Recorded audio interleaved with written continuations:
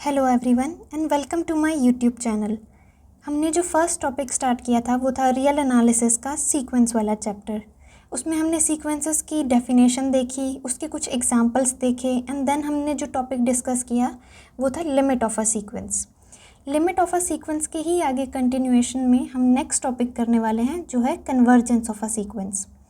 जैसे कि हमने उसमें डिस्कस किया था कि अगर किसी सीक्वेंस की लिमिट एग्जिस्ट करती है तो वो सीक्वेंस कन्वर्जेंट कहलाती है, अदरवाइज डाइवर्जेंट। तो हम उसी कन्वर्जेंस के टॉपिक को थोड़ा और डिटेल में करेंगे और उसी की एक न्यू डेफिनेशन देखेंगे। ये डेफिनेशन उसी पुरानी लिमिट ऑफ अ सीक्वेंस वाली डेफिनेशन की लाइंस पर बेस्ड है। तो जब आप अपने नोट्स बनाएंगे तो आप इन दोनों को आपस में मैच करके देखिएगा कि इनमें क्या डिफरेंस दिख रहा है आपको। ठीक है। For all epsilon greater than zero, ये याद रखिएगा, ये किसके लिए है? फॉर ऑल एप्साइलन के लिए। किसी एक पर्टिकुलर एप्साइलन के लिए हमारी अगर सीक्वेंस ये कंडीशंस जो है सेटिस्फाई कर रही है, इट डजंट मीन कि वो फिर कन्वर्जेंट है। हमें चाहिए कि वो फॉर ऑल एप्साइलन के लिए कर रही हो। इसलिए जब भी हम चेक करेंगे तो हम ट्राई करते हैं कि सबसे छोटे एप्साइलन पे देखें कि क्या वो ट्रू हो रही है कि नहीं हो रही। ठीक है। For all epsilon greater than 0, there exists k belonging to natural number such that for all n greater than equal to k, xn belongs to this set, जो कहाँ से कहाँ तक है? x माइनस एप्साइलन से लेके x प्लस एप्साइलन तक। ये जो x इसमें दिख रहा है ये वही लिमिट था उस सीक्वेंस की xn की। ठीक है। अब हम वही कल वाला जो टॉपिक था उसको डिस्कस करते हुए देखते हैं लास्ट क्लास का, कि जो सीक्वेंस एक्सन थी वो किस पे कन्वर्ट कर रही थी? x पे, यानी इसकी लिमिट क्या दी हुई थी? x। तो हमने ये डेफिनेशन लिखी थी, for all epsilon greater than zero there exist k belonging to natural number such that जो डिस्टेंस है मॉड में xn माइनस x का वो लेस देन एप्साइलन हो जाएगा for all n greater than equal to k। इसी condition को आगे हम लेके चलेंगे। For all epsilon greater than 0 again there exists k belonging to natural number such that, हमने क्या किया? इस मॉड का मॉड रिमूव किया। जब हम मॉड रिमूव करते हैं तो दूसरी साइड पे क्या चला जाता है? प्लस माइनस का साइन। तो यहाँ क्या आएगा? xn minus x less than plus minus epsilon, यानी कि जो xn है वो लेस देन आएगा x प्लस माइनस एप्साइलन के। ठीक है। For all n greater than equal to k। इसी को हम आगे और कैसे लिख सकते हैं?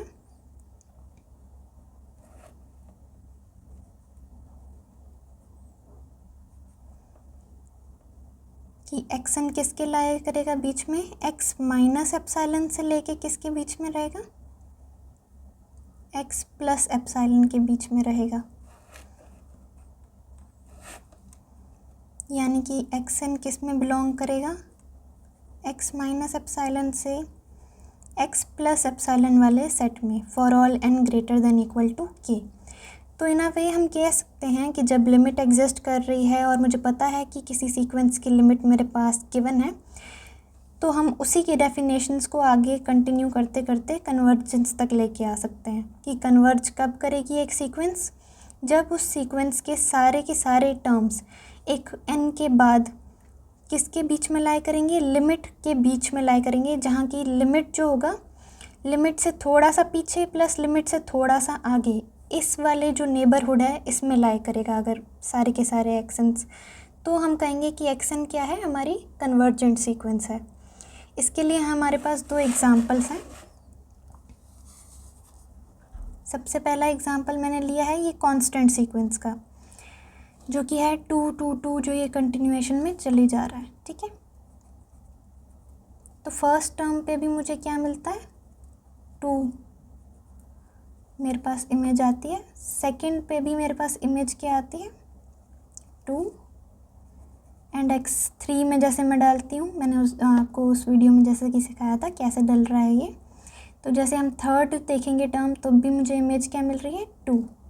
ठीक है। ऐसे ही फोर्थ देखेंगे टर्म तब भी इमेज क्या मिल रही है? 2। तो ऐसे ही ये कंटिन्यू होता रहेगा। अब इसमें आप क्लियरली देख सकते हैं कि सारी की सारी टर्म्स 2 के नेबरहुड में लाई कर रही हैं। मैं 2 से थोड़ा सा भी डिस्टेंस ले लूँ, अगर 0 पॉइंट समथिंग का, ठीक है, मान लो 0.5 का ले लिया, तो 0.5 वाले डिस्टेंसेस में मुझे ये सारे के सारे नंबर्स मेरे पास मिलते रहेंगे जो ये इमेजेस आ रही हैं। उससे मैं जितना बड़ा करती जाऊँ या जितना छोटा करती जाऊँ, ये मुझे फिर भी मिलेंगे इसी में ही, ठीक है। इसका मतलब क्या है कि इस सीक्वेंस की लिमिट क्या आ रही है मेरे पास, 2, ठीक है, क्योंकि लिमिट के ही नेबरहुड में सारे के सारे पॉइंट्स मिल रहे हैं मुझे एक पर्टिकुलर n के बाद। ये हमारा एक स्पेशल केस था जिसमें सारे के सारे ही मुझे मिल रहे हैं, बट कई बार केसेस ऐसे आते हैं कि एक पर्टिकुलर टर्म के बाद की टर्म्स ही उस नेबरहुड में दिखना स्टार्ट होती हैं, ठीक है। नेक्स्ट हमारा एग्जांपल है इसमें 1,2, 1 फिर 2, ये जो है 1 2 1 2 टाइप की सीक्वेंस चल रही है मेरे पास। तो इसकी फर्स्ट टर्म पे मेरे पास इमेज क्या आ रही है, 1। x2 पे मेरे पास इमेज क्या आएगी, 2। ऐसे ही x3 पे इमेज क्या देगा मुझे, फिर से 1, 4 पे 2 एंड 5 पे फिर से 1। तो ये आगे चलता रहेगा और इस तरीके से मुझे इमेजेस मिलती रहेंगी। अब आप देख सकते हैं, अगर मैं 1 के आसपास ऐसा कुछ नेबरहुड ड्रॉ करती हूँ तो सारे के सारे पॉइंट्स नहीं कवर होंगे, हर बार ये छूट जाएंगे। जो 2 2 वाले आएंगे जो किस पे आ रहे हैं, इवन टर्म्स पे मुझे मिल रहे हैं, ये हमेशा छूट जाएंगे। बट हमारी कंडीशन क्या थी कि कोई एक n ऐसा होगा जिसके बाद की सारी टर्म्स की इमेज उसमें मिलेगी। तो इसमें ऐसा कभी नहीं आएगा कि मुझे 1 के आसपास सारी इमेजेस मिल जाएं किसी एक n के बाद।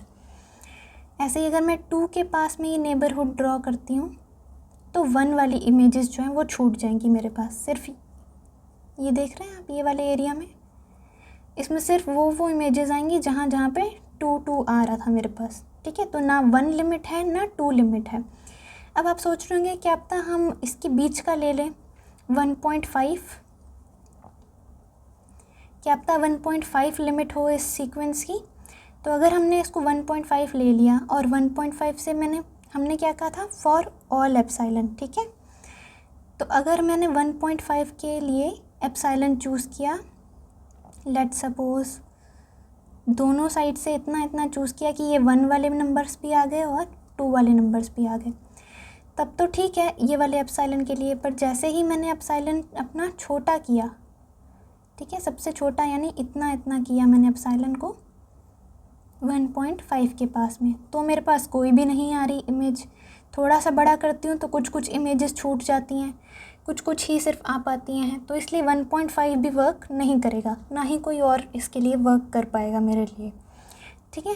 तो इसलिए ये कन्वर्जेंट नहीं है और इसकी लिमिट एग्जिस्ट नहीं कर रही, ठीक है। तो आप इस डेफिनेशन को ध्यान से देखिएगा और फिर ऐसे ही कुछ और एग्जांपल्स को वर्क करके देखिएगा, ठीक है। अब हम स्टार्ट करते हैं इसी में ही नेक्स्ट टॉपिक। तो अब हमारा नेक्स्ट टॉपिक है इसमें थ्योरम, ठीक है। ये हमारी इस सीक्वेंस टॉपिक में सबसे पहली थ्योरम है और ये काफ़ी इम्पॉर्टेंट भी है क्योंकि ये बहुत बेस क्रिएट करती है। और इसके अलावा कई सारे एग्ज़ाम्स में जो रिटन फॉर्म में एग्ज़ाम्स हो रहे होंगे आपके फुल लेंथ आंसर्स वाले, उसमें ये बहुत बार पूछी भी जाती है। इसका प्रूफ जो है काफ़ी इम्पॉर्टेंट है, ठीक है। थ्योरम की हेडिंग क्या है, यूनिकनेस ऑफ लिमिट, यानी कि ये जिस लिमिट के बारे में हम बार बार बात कर रहे थे ये क्या है, यूनिक है। कभी भी किसी सीक्वेंस की 2 लिमिट्स नहीं आएंगी, इसका इन शॉर्ट मीनिंग ये है, ठीक है। A sequence in real number has at most 1 limit, कि उसकी ज़्यादा से ज़्यादा कितनी लिमिट रह सकती है, सिर्फ 1, या तो बिल्कुल नहीं होगी या फिर 1 लिमिट होगी। अब इसका प्रूफ देखते हैं, ठीक है। तो इसमें हमने 2 केसेस में डिवाइड किया है ये प्रूफ। तो केस नंबर 1 है इसमें कि अगर एक्शन कन्वर्ज ही नहीं करती, ठीक है, अगर कन्वर्ज नहीं करती तो उसमें लिमिट का टॉपिक ही नहीं स्टार्ट होगा क्योंकि उसकी लिमिट एग्जिस्ट नहीं करती। तो उसकी लिमिट ही एग्जिस्ट नहीं करती तो यूनिकनेस तक भी नहीं पहुंचेंगे हम। तो यहाँ पर हमारा प्रूफ ही ख़त्म हो जाता है इस केस में, ठीक है। अब सेकंड केस हमने क्या लिया कि हमारी जो सीक्वेंस है ये कन्वर्ज करती है, ठीक है। और कन्वर्ज भी किस पे करती है, 2 लिमिट्स पे करती है। एक मैंने ले लिया x और दूसरी ले ली x डैश, आप कोई भी 2 ले सकते हो, इससे कुछ फ़र्क नहीं पड़ता, ठीक है। जो आपको इजी लगे वर्क करने में। तो हमने एक x ले ली और एक लिमिट x डैश ले ली। यानी कहने का मतलब क्या है, ये सीक्वेंस एक बार x पे भी जा रही है और किस पे कन्वर्ज कर रही है, x डैश पे भी कर रही है। ठीक है, और यहाँ से हम अपनी डेफिनेशन अप्लाई करना स्टार्ट करेंगे। Let epsilon greater than 0 be arbitrary. हमने इसे आर्बिट्ररी क्यों लिया है कि हमने इसे गिवन माना है। ठीक है, कि किसी, उसने कहा था ना हमें कि फॉर ऑल एप्सिलॉन ये चीज़ ट्रू होती है। तो अगर ये सीक्वेंस इस पे कन्वर्ज कर भी रही है इस लिमिट पे, तो हम किसी भी एप्सिलॉन पे बात कर सकते हैं। तो इसलिए हमने इसे गिवन मान लिया इस एप्सिलॉन को।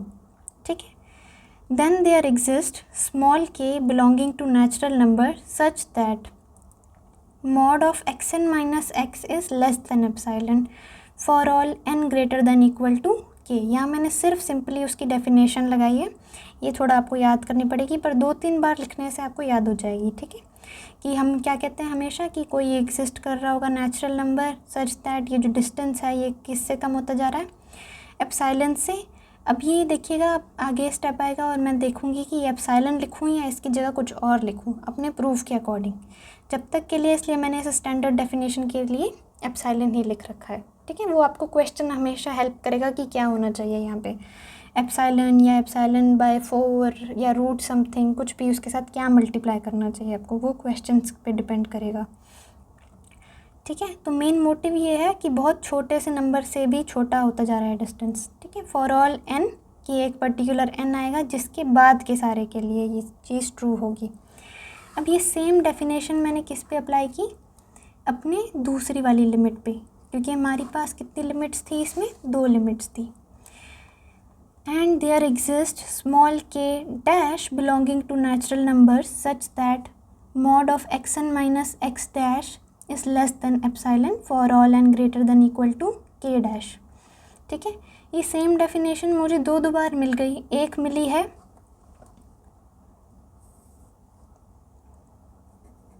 उन n के लिए जो किससे बड़े थे, स्मॉल k से बड़े थे। मान लेते हैं कुछ स्मॉल k जो था वो कहीं यहाँ पे एग्जिस्ट कर रहा था। ठीक है, और ये डेफिनेशन किसके लिए वर्क कर रही है, किस, जो स्मॉल k डैश से बड़ा है। अब हो सकता है स्मॉल k डैश यहाँ आ रहा हो या यहाँ आ रहा हो, आपकी मर्ज़ी, आप जहाँ इसको समझने के लिए लें।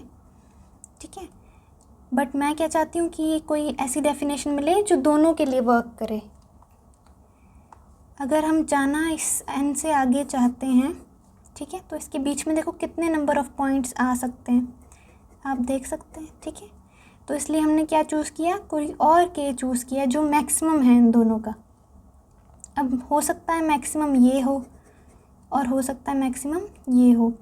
अगर मैक्सिमम ये होता तो यानी तब भी डेफिनेशन सबके लिए ट्रू हो जाती। अगर मैक्सिमम ये है तब भी डेफिनेशन सबके लिए ट्रू हो जाएगी, क्योंकि ये वाला क्या कह रहा था कि all n greater then k, यानी यहाँ से सारे नंबर्स जो जा रहे हैं सबके लिए डेफिनेशन ट्रू है। तो अगर मैं कहूँ यहाँ से जाने वालों के लिए भी ट्रू मानी जाएगी, इसलिए हम मैक्सिमम लेते हैं, क्योंकि वो भी कह रहा है कि n से बड़ों के लिए, वो भी कह रहा है n से बड़ों के लिए। तो दोनों से बड़े कौन जाएगा, जो भी मैक्सिमम होगा, तो उसके आगे वाली डेफिनेशन जो होगी सबके लिए ट्रू मानी जाएगी। तो इसलिए हमने k को ले लिया maximum of small k and small k dash. तो ये डेफिनेशन सब n greater than equal to k के लिए अब ट्रू हो गई। ठीक है, अब मुझे मिल गया mod xn minus x less than epsilon भी, और mod xn minus x dash is less than epsilon also. ठीक है, हमने कंसिडर किया कि इन दोनों लिमिट्स जो है मेरे पास, इनका अगर मैं डिफरेंस लूँ, ठीक है, तो वो क्या आएगा, इसमें मैंने प्लस माइनस xn किया। आप देख सकते हैं कुछ पैटर्न बन रहा है, ताकि हम पुरानी जो हमने डेफिनेशंस बनाई हैं उसको यूज़ कर सकें।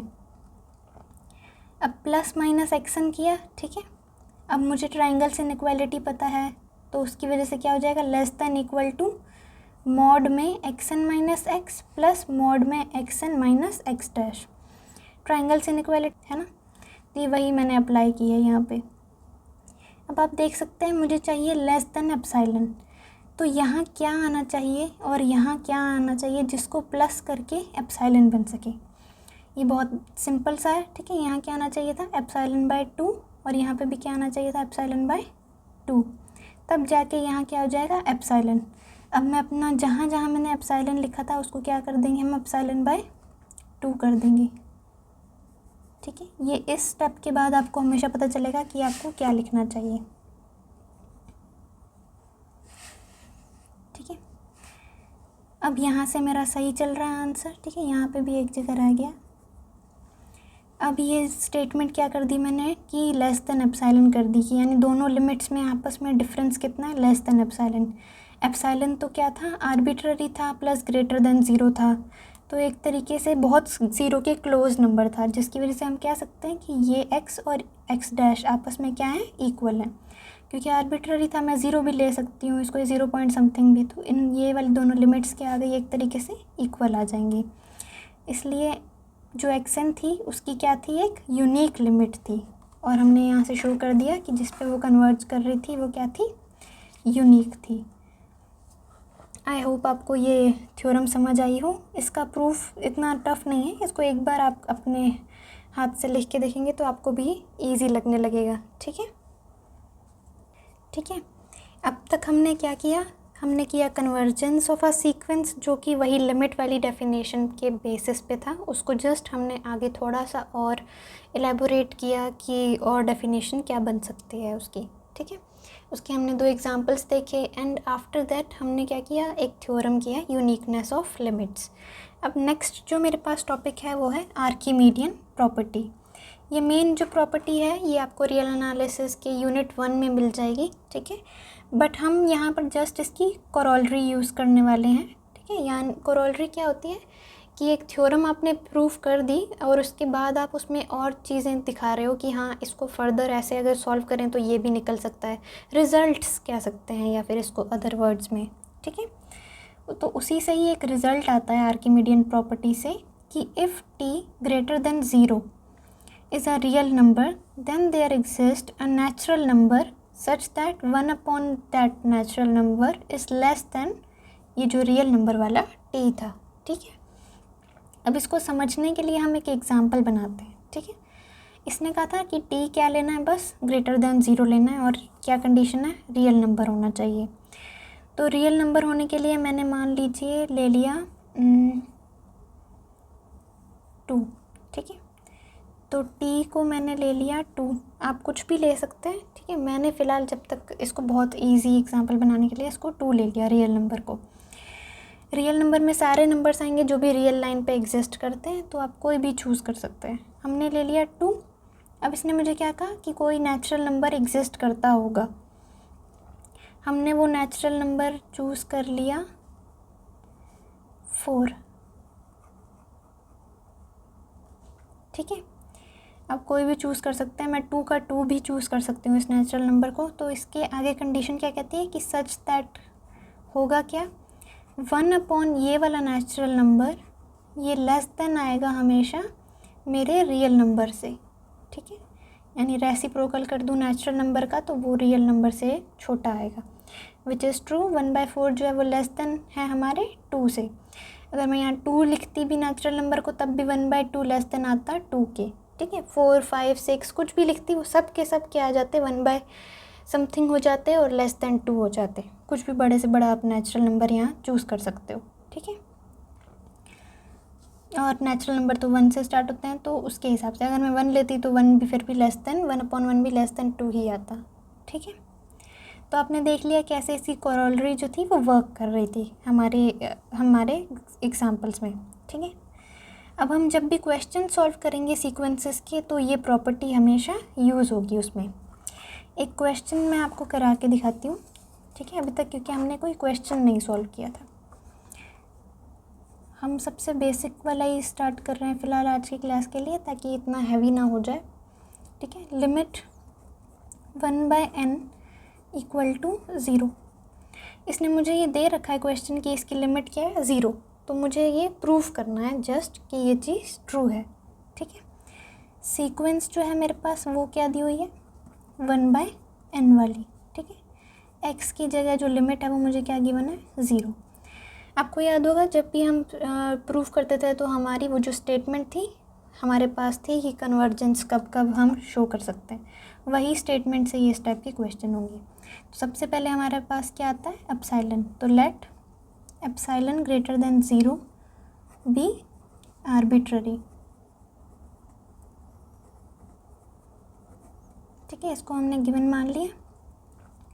अब कंसिडर करेंगे हम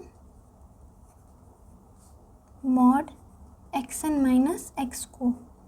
ठीक है, हमारा रूल क्या कहता था कि इसको लेस देन एप्सिलॉन बनाना है हमें for all n greater than equal to k। वो k कोई नेचुरल नंबर होगा।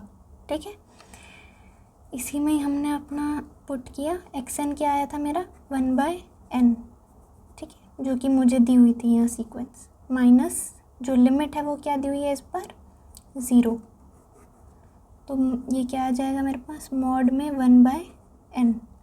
ठीक है, अब हमारा काम क्या है, ये मैं रफ में लिख रही हूँ। ठीक है, टू शो करना क्या है अभी नेक्स्ट टास्क, इस 1/n को लेस देन समथिंग करके लेस देन हमें एप्सिलॉन बनाना है। ठीक है, यहाँ से यहाँ तक पहुँचना है। तो हम कह सकेंगे कि हाँ ये इस पर कन्वर्ज करती थी। और हमें पता है ये सब कब चल रहा है, for all n greater than equal to k के लिए चल रहा होता था, है ना। ये मुझे पता है पहले से ही, for all n greater than equal to k ये स्टेटमेंट में ही साथ में आता है। ठीक है, अगर मैं रेसिप्रोकल कर दूँ, इस n को इस साइड भेज दूँ और k को इस साइड भेज दूँ, तो मेरे पास क्या सिचुएशन आ जाती है कि 1/k is greater than equal to 1/n। ठीक है, तो यानी यहाँ पे मेरे पास एक एलिमेंट मुझे मिल गया जो मैं डाल सकती हूँ। वो क्या है 1/k। ठीक है, ये k हम नेचुरल नंबर वैसे भी ढूंढते हैं स्टेटमेंट के हिसाब से भी, कि ऐसा नेचुरल नंबर ढूंढो जो एग्जिस्ट करता हो सच दैट ये कंडीशन ऐसे ऐसे हो जाए। ठीक है, तो ये वही वाला k है। तो हमने जस्ट उसको वही लिखा है कि अगर n greater than equal to k के लिए सही था सब कुछ, तो ये हम उसको रेसिप्रोकल कर देते हैं और कुछ चेंजेस नहीं किए इसमें खास। अब मेन स्टेप क्या है, यहाँ से यहाँ तक पहुँचने के लिए। ठीक है, ये याद होगा k क्या होता था, नेचुरल नंबर होता था। यहाँ पर हमारी ये यूज़ होती है आर्किमिडियन प्रॉपर्टी। आप यहाँ स्टेटमेंट लिखोगे पूरी कि Archimedean property, if t greater than 0 is a real number, then there exists a natural number such that 1 upon that natural number is less than t। यहाँ ये चीज़ कैसे अप्लाई कर सकते हैं हम लोग, अगर हम ध्यान से देखें, मुझे इस k को लेस देन एप्सिलॉन करना है 1/k को, तो ये वाला सेम दिख रहा है इसके जैसा। ठीक है, यहाँ मेरे पास बस k है और यहाँ क्या है एप्सिलॉन। अब पीछे जाते जाइए, ये एप्सिलॉन सच में ग्रेटर देन 0 था, एक रियल नंबर ही होता है। ठीक है, और k सच में नेचुरल नंबर होता है। तो हम पूरी तरीके से ये चीज़ अप्लाई कर सकते हैं यहाँ पे एक तरीके से। तो by Archimedean property, if epsilon is greater than 0, जो कि रियल नंबर है, then there exist k belonging to natural number such that 1/k is less than epsilon.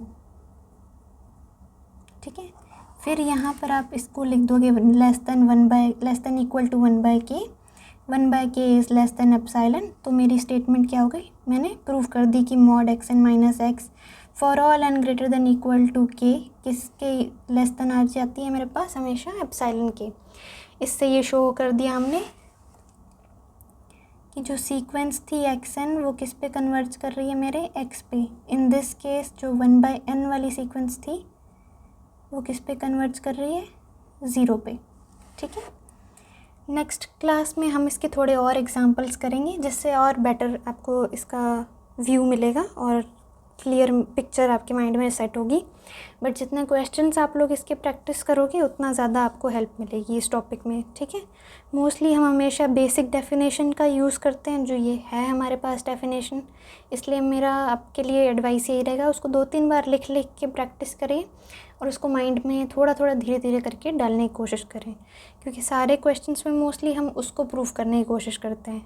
Archimedean property एक टूल है जिसकी हेल्प से हम उसको प्रूव कर पाते हैं। ठीक है, आज के लिए इतना ही। Thank you very much.